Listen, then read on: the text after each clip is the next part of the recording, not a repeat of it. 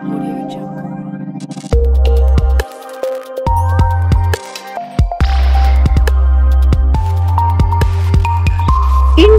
TV9 news Maharashtra. आज नियोजन भवन येथे सोलापूर लोकसभा मतदारसंघाच्या खासदार प्रणिती शिंदे यांनी शिष्टमंडळासह सोलापूरचे पालकमंत्री जयकुमार गोरे यांची भेट घेतली। या भेटीत त्यांनी डीपीडीसी निधी सर्व लोकप्रतिनिधींना समसमान आणि पारदर्शक पद्धतीने वाटप करावा अशी ठाम मागणी केली। खासदार शिंदे म्हणाल्या, डीपीडीसी मध्ये कोणत्याही प्रकारचा पक्ष भेदभाव होऊ नये। मागील NCAP निधीच्या वाटपात तफावत दिसून आली होती, ज्यात विरोधी पक्षातील लोकप्रतिनिधींना जाणून बुजून डावलले गेले। अशी परिस्थिती पुन्हा उद्भवू नये।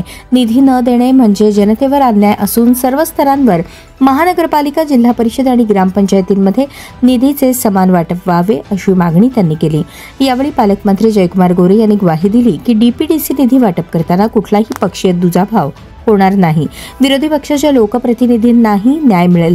त्यांनी सांगितले की डीपीडीसी निधीचे वितरण नियमानुसार सुरू असून सर्व विकास कामांना निधी मिळेल। या प्रसंगी सोलापूर शहर काँग्रेसचे अध्यक्ष चेतन नरोटे, माजी महापौर संजय हेमगड्टी, आरिफ शेख, अलकाताई राठोड, प्रवीण निकाळजे, विनोद भोसले, परवीन इनामदार यांच्यासह अनेक मान्यवर उपस्थित होते। माजी महापौर, नगरसेवक, माजी नगरसेवक, माजी स्टँडिंग सगळे आम्ही पालकमंत्र्यांना या ठिकाणी विनंती केली की जी काही निधीची वाटप डीपीडीसीच्या माध्यमातून होते ती सरसमान सगळ्यांना मिळाली पाहिजे। त्याच्यामध्ये कोणतीही अनियमितता नसायला पाहिजे, पारदर्शक प्रमाणे ती झाली पाहिजे। कारण का आपल्याला सगळ्यांना माहिती की महापालिकेमध्ये एनकॅपच्या निधीमध्ये तफावत होती आणि जाणून बुजून या ठिकाणी विरोधी पक्षाच्या लोकप्रतिनिधींना डावळलेलं दिसून येत आहे। ते डीपीडीसी मध्ये नाही झालं पाहिजे, म्हणून आम्ही आज विनंती केली पालकमंत्र्यांना।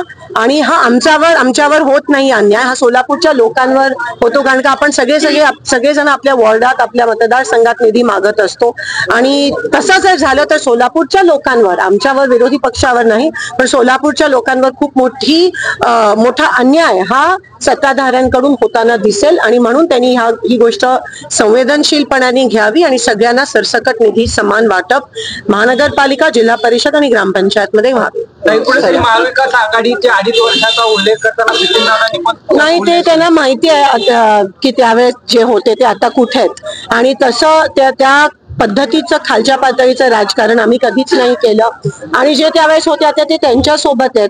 त्यांनी जर ती त्यावेळेस चूक केली असेल तर ती चूक ह्यांनी करावी का? ह्याला राजकारण म्हणतात का? हा प्रश्न मला आहे।